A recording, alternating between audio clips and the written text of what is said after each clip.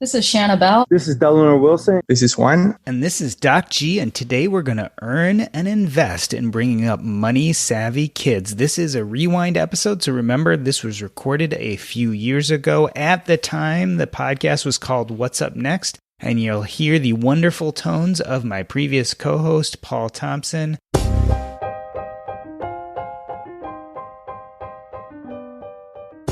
I hope you enjoy this conversation. It was recorded right around Father's Day 2 years ago, so you'll hear some references there. But it is as important today as it was back then. How do we teach our kids about money?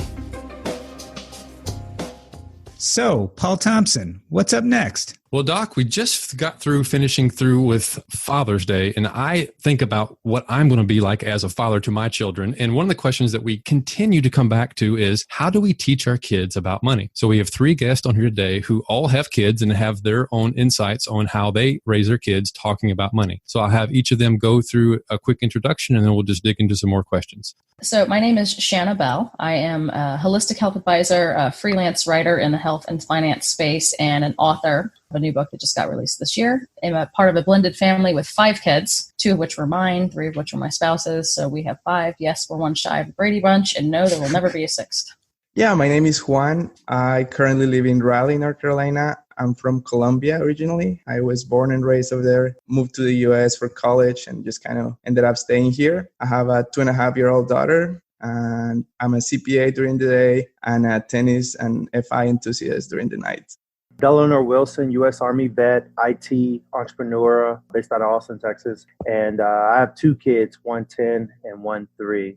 So, Shanna, I want to start off with you. Tell me how you first discovered the financial independence movement. First discovered it when I was freelance writing in the finance space and became part of a large group called FinCon, and got really involved with them because I've always been interested in finance and have always been creative with money, mostly due to necessity, but then after that, due to pure love of the game. And then I discovered the FI movement as another, faction of the larger financial group and just fell in love with the idea. And there it was. Yeah, I think a lot of people don't realize that there is a whole world of personal finance that does not revolve around financial independence. We talk about it here a lot, but it is a large community, and financial independence is just a small part of it. How about you, Juan? Can you tell me when you first heard the term financial independence and how it struck you? Yeah, absolutely. So it was back in 2015. I was thinking about starting a website about personal finance, and I was telling one of my friends about, and he said, why don't you check out Mr. Money Mustache? And I did. And I was like, oh crap, what I'm trying to create already exists. But I absolutely loved it. And, I've been in the community ever since. Delano, how about you? Was there a specific content producer who pulled you in, or how did you end up being interested in this concept? Actually, it was my parents. I've seen how they raised me and how they handled money during my lifetime with them. Now, as an adult, I want to be that same kind of person where I don't need to be in one location to financially support myself. I have that freedom of movement. And so that struck me and created a edge in me to, hey, I need to take money serious. You mentioned your parents. Delano, tell me a little bit about what you remember as those earliest money lessons. So to give you a little bit backstory about me or my parents, my dad is an Army retired vet and my mom is a hair beautician that transferred into the government sector. So they're not multimillionaires by traits by any means, but they handled the money well and they instilled that with me. My dad was always telling me, hey, you got to save your money, have that little bit of delayed gratification. I know you want that right now, but have something 10 times better 2 years later, 3 years later. If you just handle your money well right now, you would appreciate it much more later. And that stuck with as a parent and as an individual. So, Shanna, it sounds like what Delano is talking about is good financial modeling. Do you remember receiving the same from your parents? What was it like when you were a kid? Oh, I definitely did. My parents are the ones who started me off on this path, even though they now say I know a lot more than they do, which I guess is it's a good sign of good parenting because you want your kids to be smarter than you at some point anyways. Yeah, my parents were always very good with their money. My dad is a numbers guy, and he always taught us about hard work and how that translates into money and how you can do different things to earn money.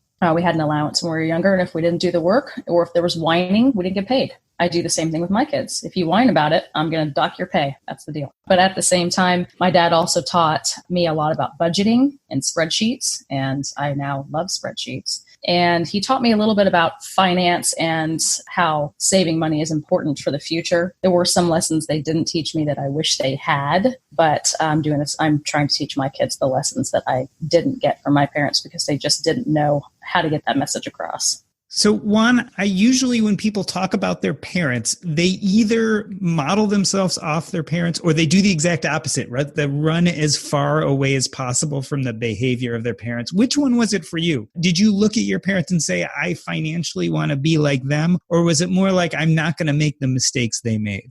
That's a really interesting question because I think luckily I have a little bit of both sides. So when I was 12, I remember my mom being in credit card debt, and I had an aunt who was a little more savvy with money, and she kind of sat me down and kind of explained what was going on to me. And that was a very valuable lesson. I was like, okay, this type of debt is something I never want to be in. And I never have been this far. So that was very effective.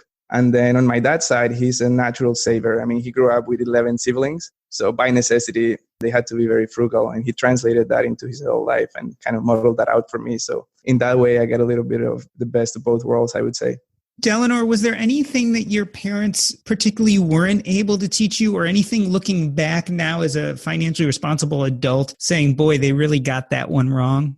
I would say they taught me how to save, but they didn't teach me how to make money. You know, like I said, my dad's a retired Army veteran. My mom is a hair beautician, and she moved to government in the government sector. So they really taught me how to save, but just not that transition of like, hey, how to, take $1 and make it into $3 or $5 and something of that nature. If that was the case, I think I would be more along my own personal goal line, where right now I'm still creeping and crawling. I would be probably already running with what they had taught me. So I would say in that sense, that would be the thing that I'm lacking from my parents, and I'm figuring it out myself.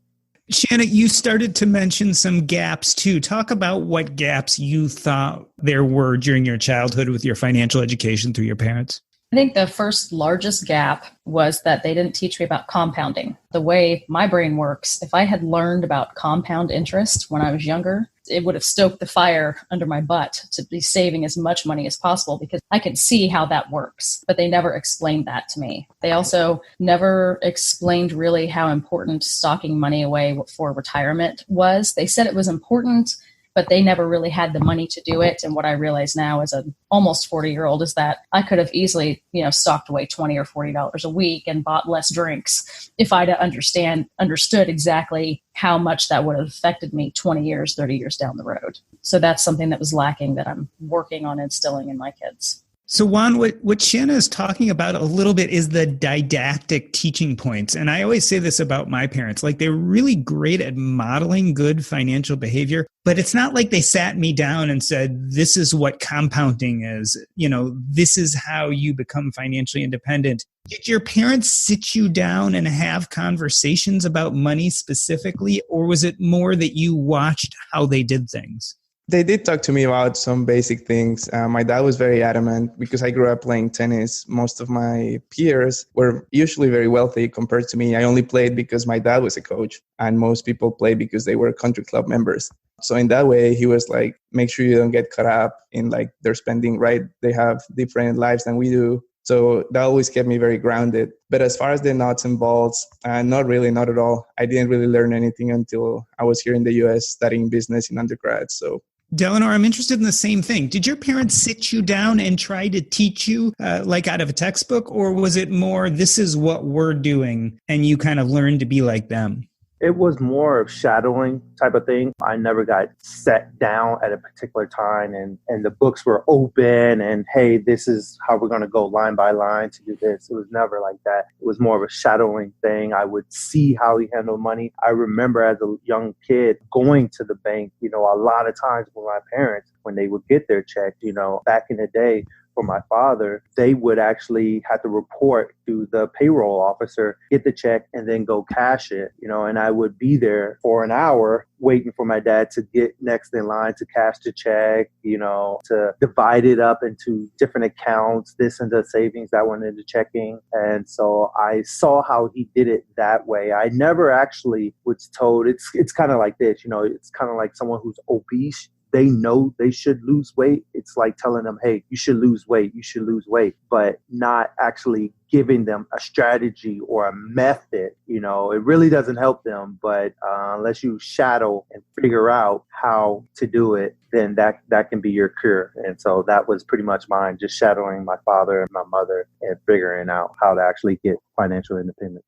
Shanna, sometimes I think about it, money is taboo. And so we see our parents hopefully making good decisions, but sometimes they're not willing to sit down and actually talk about money itself or talk dollars and cents. Were your parents willing to actually talk about numbers with you when you were a kid? Yes and no. And my parents are still both very different when it comes to money conversations. My dad and I are very similar with the way that we think logically and mathematically. So we have always had a more open, candid conversation about money and dollars and cents. In fact, he's the one that made contracts for us when we were younger, when we first got our license, and we're paying insurance on our car. And if we didn't pay the insurance, then, we had a contract in which they would take the car away. So he talked about all the numbers, and throughout the years has given us loans with interest and gone through the numbers with that, which is great. My mother, on the other hand, will talk about money, but she won't give hard facts. And it's usually swinging from one direction to the other. They either have no money or they're extremely wealthy. It's one or the other, but there are no actual numbers to discuss with her. And that's just not a conversation that she's willing to have because it makes her uncomfortable. And Juan, was it the same with you? Did you actually have conversations about specifics about money, about numbers, or was it all generalizations? We did talk numbers. Like I asked my parents how much money they made and they kind of answer. And I was just a very curious kid. I would ask like, okay, so how much do your friends make? And how much do doctors make? And this and that. So we always kind of talk numbers. I just think they didn't have the academic, not really academic, but just the knowledge to teach me something like compound interest or like the stock market. But it wasn't taboo in that way. It was just maybe they lacked the technical knowledge. So Delano, let's talk a little bit about you, how you handled money as a kid. Were you given an allowance?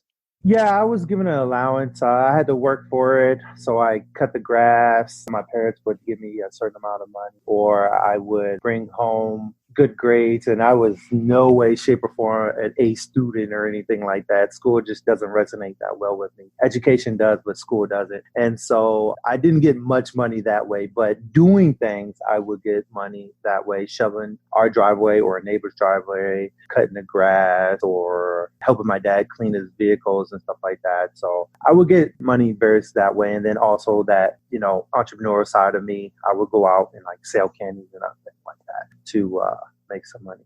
Shanna, where did you get your money as a kid? Did you get an allowance or did you have a job? Were you employed? Both. It depends on the age range. I started my first entrepreneurial job when I was about 7, killing snails in Southern California, which is a horrible thing. I know, I'm going straight to hell. People would pay me to do it. And then my parents gave me allowance. But then as I became a teenager, the first job I had was babysitting, and I would get paid for that as well. My parents' rule was that they would pay for our necessities, specific food and clothes, but anything else I wanted, if I wanted to go out with my friends to the movie, or if I wanted specific clothes from Abercrombie and Fitch or wherever, I had to earn the money to pay for it. So that was what kind of drove me to start working jobs at a younger age, because I wanted things. Juan, were you expected to make your own money, or were your parents providing it for you as a kid? Yeah, up until when I was 12, it was mostly provided. As long as I kind of got good grades, was a good kid, I kind of got what I needed. But right about when I turned 12, I started traveling to tennis tournaments by myself because my dad couldn't always afford to go with me. So I would be given, say, $200 for like a 4-day tournament. And they would say like, okay, this is your money. If you run out of it, you're out of luck. But it was mainly to buy food, and it was always enough. But it was a really valuable lesson because that's when I really had to think, okay, money is not unlimited. And if I run out, I'm in a strange town without my mom and dad. So I better be careful with this money. So that was a very valuable lesson for me. And at that age, was tennis your job, so to speak, or was there an idea that you would go out and earn money somewhere outside of the house? Tennis was 100% my job. I would say it even trumped grades at school sometimes. So yeah, it was just very important to our family. So, but actually back to that, when I was about maybe 2 years later, my dad had me start teaching tennis lessons. And that was also super vital because that's the first time I made a connection to, okay, this is how money is made. And this is hard work. You know, you're 90 degrees in the sun, like, you know, running up and down for like an hour. And at the end of it, you get like $15. I was like, okay, maybe I'll be careful with what I buy because it is hard to come by. Delano, you mentioned the difference between education and school. Was college on your horizon when you were young at home? And was the idea that you were going to have to pay for it yourself if you went? College, I really didn't care much about. It was sport that I cared about. So I went to college because of basketball. I was on my high school basketball team and I was a walk-on for college. And so when basketball didn't work out, college just mysteriously did not work out as well either. But I paid some of it myself through student loans, and my mom assisted me as well with some money. For the most part, it was my own student loans that got me to college. I still don't have a degree today. I have like 96 credit towards everything and towards nothing. But pretty much, yeah, I went to college after high school. And when basketball did not work out, college didn't work out for me as well. And I just dropped out and joined the military. And yeah, went from there. You know, listening to both you and Juan speak, was there some thought in the back of your mind that, hey, maybe sports would be my financial path? 100%. For me, yeah, basketball, you know, growing up in Virginia, basketball is the sport that takes over that state. And so in and out every day, up at early in the morning, 5 in the morning, in the gym at 6, and then back home by 11 at night, something like that, playing basketball the whole day. So sports was my first love. And that was going to be my vehicle to get me where I wanted to be financially independent and free. But obviously that didn't work out. So I transitioned to a second love, which became the military. And I'm on my third love right now, entrepreneurship. So I've been through some transitions in my life. But yeah, sports 100% was my first vehicle for my financial goals. Yeah, for me, definitely. That was the way out of, let's call it the middle class, just much like college might be in the US. Because if I didn't play sports, I would go to college in Colombia. I would kind of stay in Colombia, get a middle class job. And that just sounded very boring to me. Maybe back then I still had a little bit of the fire mindset in me. So tennis, I was going to either hit it big by becoming professional or at the very least getting a scholarship in the United States, which was what ended up happening. So yeah, it was definitely kind of the way to a better life. And do you think, you know, jumping ahead for your own children, do you think for them that will be a similar path you suggest for them? Or do you think you'll go much more kind of down the financial independence route? I'll try to do both. I mean, at this point, I see maybe tennis for my daughter as a way to defray college costs, but not so much to a better life per se. But obviously, I hope she likes it because it'll be nice if I don't have to pay for college. Shanna, was there much thought about who would pay for college for you? I mean, did you start really saving up when you were on your way there? My parents decided to do the complete opposite of what their parents did. Neither one of their parents could afford to pay for them to go to college. And my father was the youngest of 5, so there was no money left when it came to his turn. So he ended up paying for his own, and they didn't want that for us. So they decided they were going to front the costs for all 3 of us to go to college. Much to their detriment now, at almost retirement, they are still paying it off. So that's a mistake I won't make. I feel like they made a knee-jerk reaction to what their upbringing was, and there probably was a better middle ground. So they agreed to pay for me to go to school, but it was a requirement that I had to go right after high school, which probably wasn't the best idea for me. So I started out as pre-med, which I liked, but I was not great at taking tests, never have been. So I ended up doing that for a couple of years, wasting a lot of their money and then leaving school because I didn't know what I wanted to do and was in philosophy at that point, which is completely different than pre-med. I decided a few years later that I would go back. Now they said once I left, they would not pay for school anymore, which I understood. So I decided to go back when I was teaching and finish my degree. So I paid for it on my own. I did get quite a few scholarships and grants, so it didn't cost me a whole lot. And then when I went back to do my master's, I ended up getting almost 60% of it covered through scholarships and grants, and then I paid the rest of it out of pocket. So was college the line in the sand? Was that the kind of agreement, we'll pay for college, but then you're on your own? Yes, it was. And then when I left college, I was I was on my own in college anyways. They were only paying for the college costs. So I worked multiple jobs in college. I think at one point up to 6 when I was in college because I wanted money to live the way I wanted to live and play and travel. So that probably didn't help my first college experience because I was working too much. And Delano, when did you know that you were on your own and your parents were done paying for things? When I joined the military, big time. When I went to college, when I turned 18, dropped out, and then I came back to my parents' house for about 6 months, and then I joined the military. After that point, the transition into like adulthood was major for me because seeing how my family is, most of my family, they're not with their same spouse. So their kids have a different father or a different mother or something like that. In my family, I'm the only one who is with my same original parents. My mom is my mom and my dad is my dad, who live together in this house. But like I said, when I joined the military, that was a wide awakening for me because I left that state, went to North Carolina to basic training. Then I went down to Augusta, Georgia for individual training. And my first duty station was Fort Bragg, North Carolina. And so from that point, that was job number like 3 or 4 for me. And it's a whole lifestyle where they tell you everything you got to do, but they give you a decent check too. And a lot of new soldiers blow it, blowing on alcohol or a new car, and I was one of those soldiers that did that. I blew it. I brought a new car and you get paid on the 15th, on the 16th, it's already spent. And so I realized at some point later down the road, I realized like, man, this is not for me. This is a good lifestyle. I have no money at the end of the month, or the month is longer than my money. And so I'm having issues. I need to turn something around. So that was a wide waking event for me to know that, hey, my financial independence is based on me.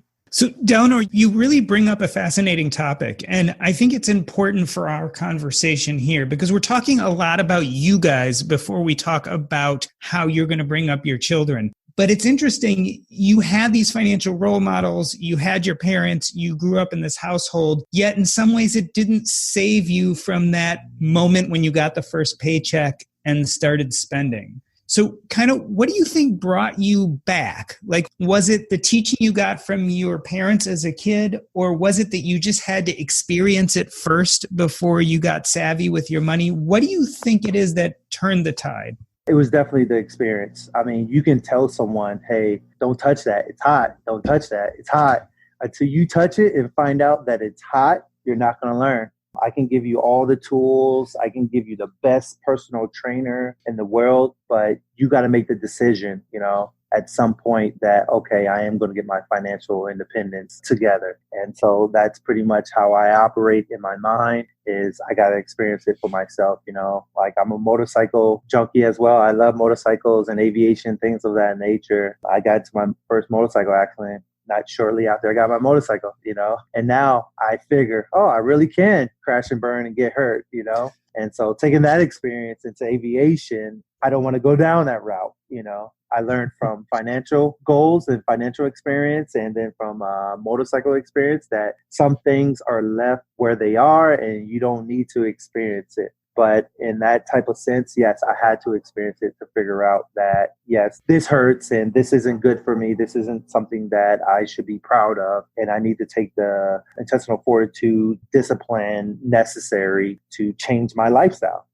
Otherwise, I'm going to be working all my life, 80 something years old, a Walmart greeter, and no money in the bank. And one other thing that really surprised me is statistics. I think it was like 60% of Americans over the age of like 40 or something like that don't even have $10,000 in their bank account. Crazy, 40 something years old. And I know a friend of mine who has a daughter that's like 16 years old who has a net worth higher than a 40-year-old man. So it's ridiculous. It's really ridiculous.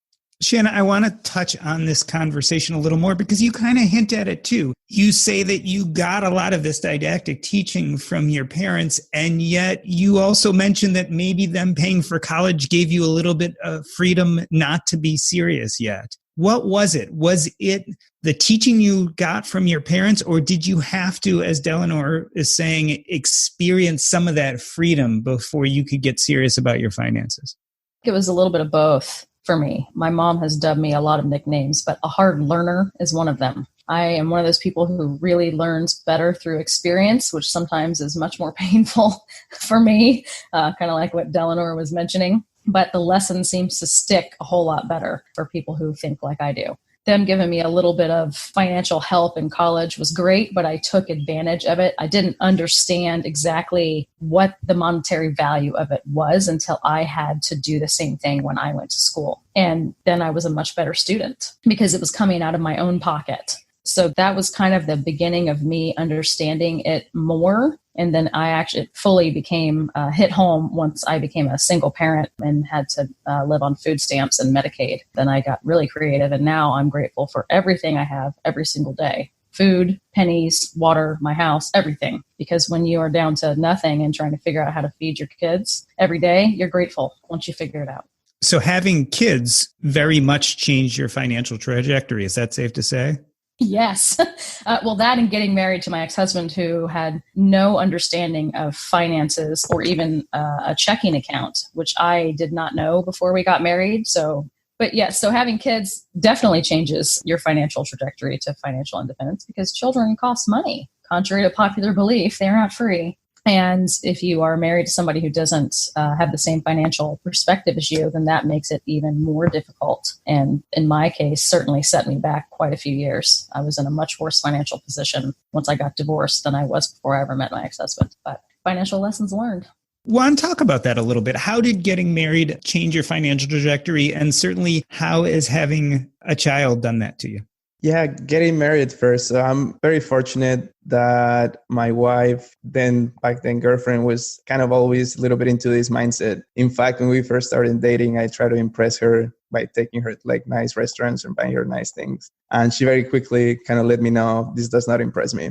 And at the time, it was kind of a bummer. I'm like, oh, this girl is really hard to impress. But in hindsight, it's turned out to be like the biggest blessing because that's a great kind of trait to have if you want to pursue financial independence. So that didn't really change me much. I would just consider myself lucky to have found her. And then having a daughter, back then, when you asked me when I found out financial independence, that was in 2015. My daughter was born maybe a year after that. So I was kind of already in the mindset, but she just makes it much more real and kind of takes the motivation to the next level to try to, create more freedom and more time in my life, even faster than what I wanted to do before. And obviously thinking back to all of the things my parents did for me, you want to be able to do at least the same, if not more, for your own children. So it's definitely on the motivation side of things, taking things to the next level.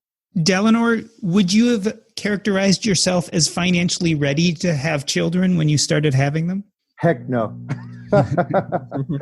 Actually, pretty cool because my first child was a unplanned pregnancy. Me and my wife at that time were dual military, and we had an unplanned pregnancy, and then life started to go downhill from there. She's in her unit, and they're always going to the field. I wanted to be like SF Ranger, everything, so I'm going to school after school after school. And I was thinking about myself mainly at that time. So I had a lot of growing up to do. I had my first son when I was 20 and I got married when I was 21. So I was very, very young when that came along. And my second child was unplanned as well. But with this relationship that I'm in now with my current wife, we're good. And we are planning for our last and third child. So with that being said, I took some lessons learned from when I was much younger and brought them to where I am today, and we're implementing them. And everything should be a little bit more strategic instead of shooting from the hip this time. So, Shanna, what Delano seems to be saying is that there was an evolution of financial knowledge and savviness that came along with having children. Were children a big part of the reason for financial independence for you? Was it a big part of the impetus to start being more careful with your money? I would say yes, although I've never really thought of it from that perspective. But as a parent, I want my children to do better than I have done. And I want them to learn from my mistakes as much as they can without having to repeat them themselves. So I want to be able to give the kids what I can give them, but I also want to be able to teach them more financial lessons than my parents did, so that they will do better than I have at an earlier point in their life. That's my ultimate goal. And then also so that I can try, so my spouse and I can try and retire by the time our youngest one gets out of the house, so we can enjoy more of our life at a younger age. In the first half of the show, Juan, Delanor, and Shanna talk about their money lessons growing up. After the break, we delve into how they breach these conversations with their children. But first, do you ever wish you invested early in some of the best performing IPOs of 2019 and 2020? Our Crowd investors were, and now you can join them in what's next. With Our Crowd, accredited investors have access to invest directly, easily, and most importantly, early. Our Crowd investors have benefited from Our Crowd companies IPOing like Beyond Meat or being bought by companies like Intel, Nike, Microsoft, and Oracle. Professional VC research identifies promising companies and funds across a range of sectors, stages, and global locations. Our Crowd is investing in medical technology, breakthroughs in ag tech and food production, solutions in the multi-billion-dollar robotic industry, and so much more. You can learn more and get in early at ourcrowd.com/EAI. If you're interested in investing, you need to join Our Crowd. The Our Crowd account is free. Just go to OURCROWD.com/EAI. So Juan, there's a question, and I'm going to give you an answer to it first. We asked Doug Nordman, what is the right age to start talking to children about money? And he said when they stop trying to eat it. So what it begs the question is, so what age do we start with our kids? Like, how young can we start actually teaching them money lessons?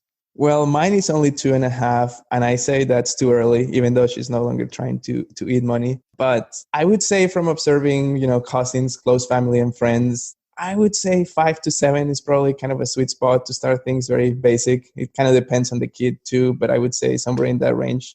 Delanor, same question to you. Like, what age do we start at? At what age can they start soaking up all these important lessons?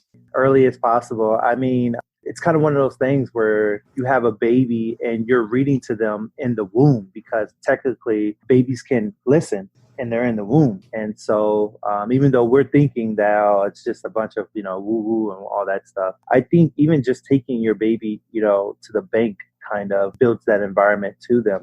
Nowadays, I think the problem with a lot of millennial kids is that money isn't real no more. It's digital. It's not something you can touch. It's something that's plastic. If it breaks, I just get another one. I think starting early as possible, and I don't think there is an age limit on when to say it's too early to start or you should start now. I think the earlier, the sooner, and that's left up to the parents. Of course, some parents who are more financially stable or more financially educated probably start in the crib, while they're still sleeping in the crib. I think that would be the best type of situation for the baby and for the parents when they go down that route.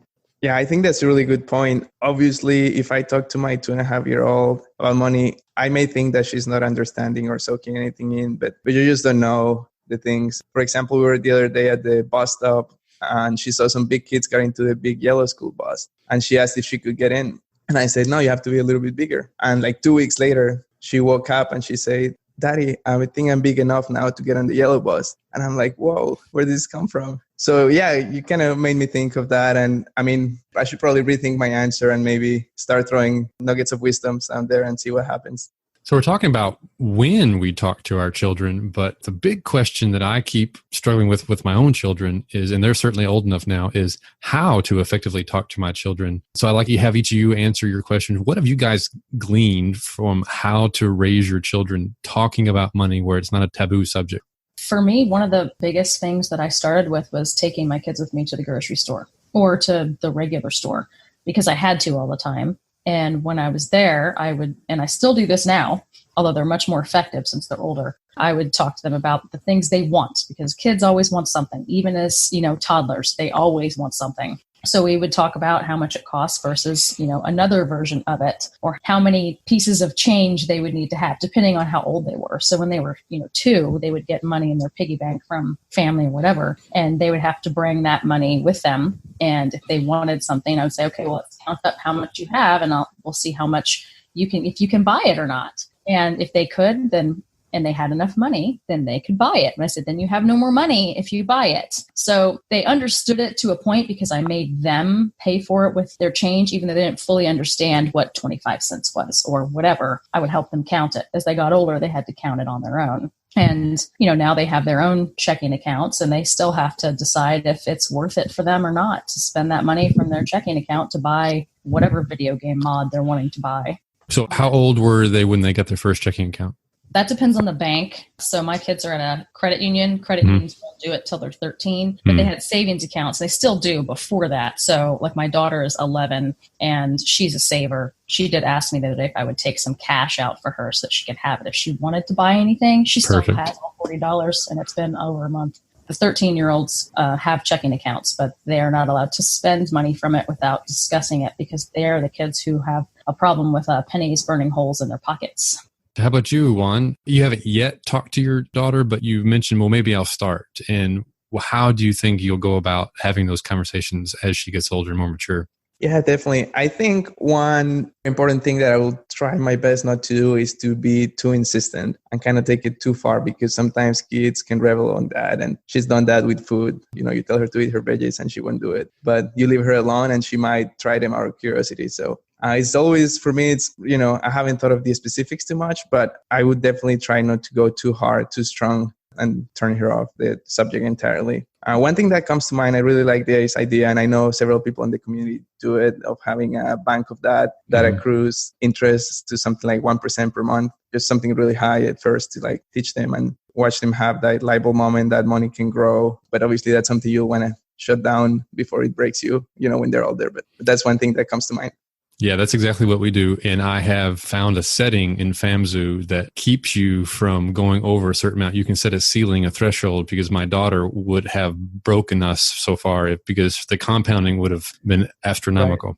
The other thing that we do with the older ones now is we have a custodial Roth IRA for the kids, and they help pick the ETFs that they want to put there. I had to explain to them what ETFs were. So that was a fun game and they had to pick them. And so anytime they earn money, now they work for my business, the dog boarding part of the business. So they get to pick up dog food, which they hate, but too bad. We pay them once a month. And so they get that a lot instead of allowance. And so then they get to see the compounding from the Roth IRA, which can also be used for college expenses when the time comes. But I found the compounding there is a lot better than just the regular savings accounts that we've been able to get at the banks. So we kind of do both. Yeah, it's building tax-free wealth right there. That's an incredibly next-level powerful step to do. Delnor, how about you? Have you had money conversations with your kids yet, and how do you go about doing it? Yeah, so with my 10-year-old, he's a little bit older than my 2-year-old, and so the interpretation is totally different. So with my 10-year-old, I can give him $1, tell him to go buy something that he may want within that dollar frame. And let's just say it costs 60 cents, right? He goes in there, he buys it, he gives the clerk the $1, but he gets back in change 30 cents. And then I ask him, does that make sense to him? And he's like, no. Like, well, where did that 10 cent go? And then you show him on the receipt that 10 cent went to taxes. The roads that we drive on, the street lights, everything that we as Americans don't have to do that's provided for us, that goes towards taxes. So that's why you're missing that 10 cents. And then I explain it to him that way. So he understands two things. One, their taxes, that government's going to take their cut. And then two, this is how we use money as well. With my 2-year-old, it's still a little juggle, but she's learning that she has to pay for things as well too. If she wants something, we're like, okay, yeah, but you got to pay for it. And she pulls out a card. She doesn't know which card. Like yesterday, my wife was telling me she took her to the grocery market and she tried to put in a business card, into the actual slot. So she's learning, but obviously, like I said, a 10-year-old and a 3-year-old, the conversations are different. But I think we're making progress. So Shanna, I've said this multiple times. When it came to my family, I don't feel like my parents really taught me that much, but they modeled wonderful financial behavior. So what do you think sticks with your kids? Is it what you say or is it what you do? My kids, it's more what I do. They are definitely experiential and they do mimic behavior as most children do. I mean, they've heard what I've talked about because I do talk about finance and personal finance a lot in speaking engagements, podcasts, and writing. So they're used to hearing it. They tune me out now. That's to be expected. Kids generally tune out their parents after a certain point in time, but they see what we're doing. And they're also around when we do a budget meeting every week on Sundays. So the kids are around when we do the budget meeting. Sometimes they're listening and they get involved and sometimes they don't. We don't care one way or the other. We just want them to know that we're doing it consistent and they kind of know exactly what's going on. And if they have questions, they can ask, or if they want to jump in, they can. But they see what we're doing with the bank accounts and what we're doing with our finances and with money, because we still use the envelope method for most of our regular stuff because we found that that works better. And the kids have an easier time seeing exactly where the money is going when they're with us, because as I think one of you said earlier, it's the millennials have a harder time understanding where money's going because it's digital. They don't see it. They don't feel it. And the pain point is still there when you have to take the money out and you have to count it and you have to give it to the clerk and see what you actually have left for the week or the month or however you do it versus just swiping a card. My kids were younger. They did say when I swiped my debit card, they said, well, you can just swipe your card. This is when I was on food stamps. So you can just swipe your card because you can get money out all the time. I said, that's not how a debit card works. If there's no money in there, it doesn't matter how many times you swipe it. No money is coming out. So I think that's a good lesson. Juan, do you think our kids' generation, that the money lessons are different than ours were growing up? Yeah, I think the digital versus hard paper is a real issue. And I hadn't thought about much before this conversation. But yeah, I remember, when I was in a foreign country by myself with like $200 for like 4 days or whatever, just panicking about those pieces of paper, kind of, leaving me too early. And I feel like if we had a card that I knew more money could be put on, or it just had a high limit, that fear maybe not being there, it's definitely a big deal. And I'll have to think about that into how I implement it into her life. Maybe, make sure she gets used to handing out cash, and at least for a little while. I like the caveat on that. Yeah, I think it's a big difference between kids now and kids in our age group, because money was something that you collect, like baseball cards, people were collecting them. Oh man, it's something tangible. I got it, but nowadays, you do something and it pops up somewhere and then you just check it. It's no longer like a collection, like, oh, I got a bunch of it. I can feel it, and I think that plays with the mind a little bit. Whereas since it's ones and zeros now, currency, it's limitless. So I want to try something a little different here. I want some quick yes and no, maybe short answers to this. I'm going to run through all three of you. Okay. So let's start with Shanna. Allowance or no allowance? Allowance. Juan, allowance or no allowance? No. Delanor, allowance, no allowance? Allowance. Why Juan, no allowance? I would try to give her a way to earn it. Maybe when she's little, give her an allowance. But whenever, I don't know, when she turns 10 or so, I would like to be earned rather than kind of just given. Okay. Shanna, pay for college or let your kids pay for it themselves? Let kids pay for college, but teach them how to get scholarships and grants. Delanor, pay for your kids' college or let them rough it out on their own? I don't care how much money I have. They're paying for it. They need to get bruised. Juan, paying for college or letting the kids figure it out themselves? Yeah, let them pay and maybe be ready to pay off their student loans if they have been really good with their money. But yeah, always make them think it's on them. Yeah, that's the big trick, right? Is to have the money saved up and only pay for it after they think they're on the hook for everything. I think a lot of us in this community talk about that. So I'd like to round this conversation out a little bit. Shanna, so what do you do if your kids are horrible with money? What will you do? If they're horrible with money as children or as adults? Both. With right now, we have two that are horrible with money, and we go through what they have in their account and we regulate what they're allowed to buy at this point. And we sit down with them and make them really think about it. And is it worth it? Because if you buy this, then you will have none of this and you're not getting paid again until next month. And that's if you do the chores you're supposed to do. So there may be no more money. Is it really that important to you? And if it is, then fine, it's your money. Go ahead. But there will be nothing else in there. When they're adults, ultimately, my job right now is to train them so that they aren't horrible with money as adults. So if they are horrible with money as adults, I have failed at my job. And I'm hoping that's not the case because they seem to be getting smarter as they get older, which is a good thing. And some of them have been passing some of these lessons along to their friends. So it's pretty cool to watch them do that. And actually, my son has become his own little entrepreneur and has been buying hats and selling them to friends and making like a 400% profit, which is pretty cool. And then keeping the money to keep doing it. So it's really interesting to watch as they become teenagers, how this evolves just from what I've been teaching them since they were younger. So Juan, as our kids get older, do we provide the safety net or do we let them fall on their face?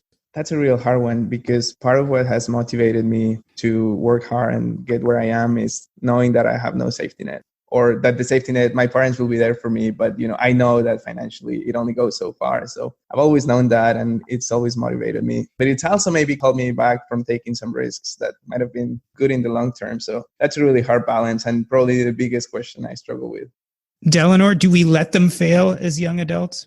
Yeah, I definitely believe in letting them fail. It's just one of those things that some people pick it up without failing. But if they're anything like me, which my son is definitely, he needs to fall on his face. But I'll be there to, clean them up, dust them off, and show him, okay, this is how we're supposed to do it, and then from there, he can either take it or fall on his face again. Options up to him.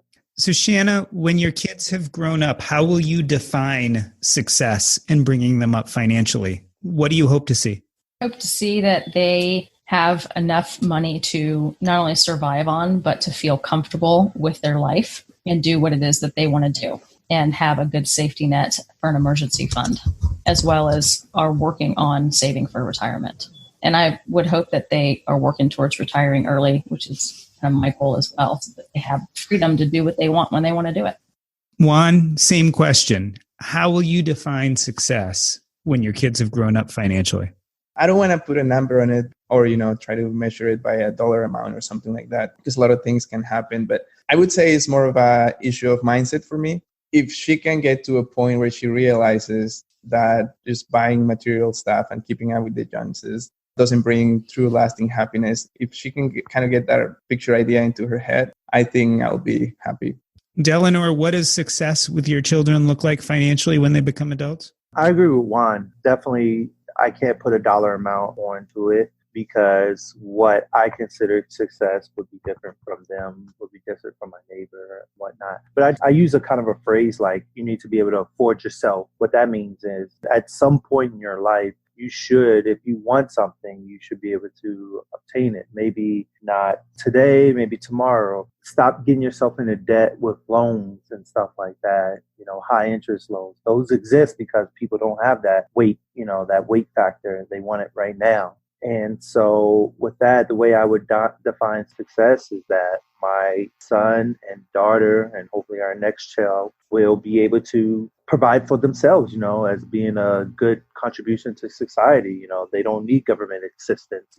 They don't ask for loans from mommy and daddy or from their friends or anything like that. It's just simple, hey, this is what I want. It may be a $2 thing, or it may be a $200 million thing, but I can afford it, or I can obtain it through my own resources. That would be success for me as a parent. That is a perfect answer to wrap up this conversation. Thank you so much for all three of you for contributing. I'd like to give each of you a chance to let us know where we can find you and what is up next for you. So we'll start with Shanna. Where can we find you and what is up next for you? You can find me all over the place. I run a website called Adaptive Nourishment. So I'm there. I'm on Facebook under Adaptive Nourishment, Instagram, Twitter.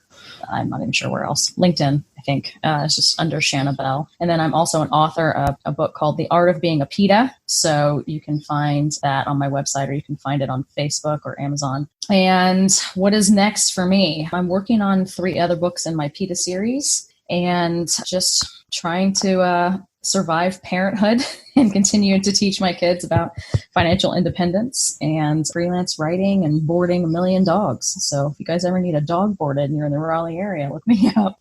Sounds fun. Yeah, it sounds like you got a lot of things going. Juan, where can we find you and what is up next for you?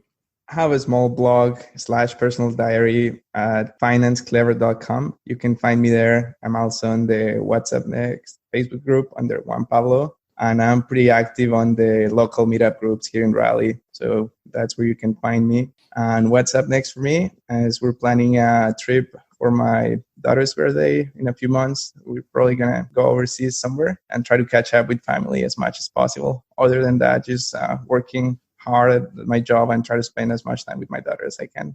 Delano, how about you? Where can we find you, and what is up next for you?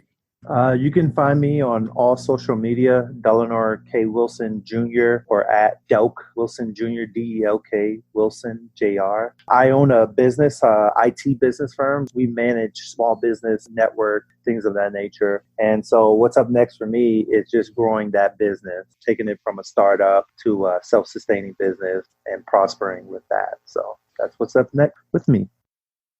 All right. Well, this has been the What's Up Next podcast. On behalf of myself, Doc G, and my co-host, Paul Thompson, we'd like to thank Shanna, Juan, and Delano.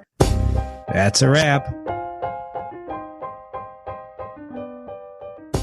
Hey everybody, this is a rewind episode on Earn and Invest, but if you want to know the latest and the greatest what is happening in our community, check us out on Facebook on our group page. That's facebook.com/groups/earn and invest. Again, that's facebook.com/groups/earn and invest. That is a place where you can learn about everything going on in finance, personal finance, the economy, what's happening with our members. We even occasionally talk about politics. Check us out on our Facebook page and become part of our community.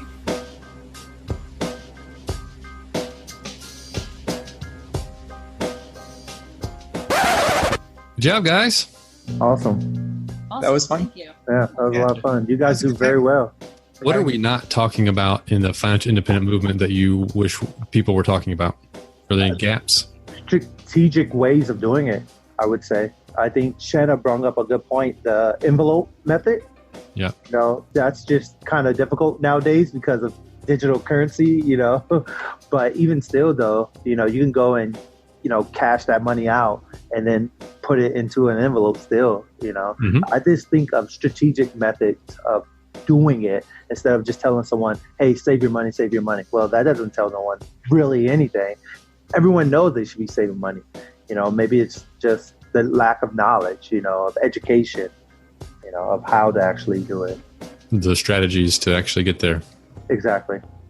I'd like to learn more about, and this may just be me from an entrepreneurial perspective, but I'm always looking for new ways to keep more of my money and pay less in taxes. So I'm always looking for tax loopholes, whether it's with children or with business or individually. All right. It's good having you guys. Yeah, thank you guys for coming on.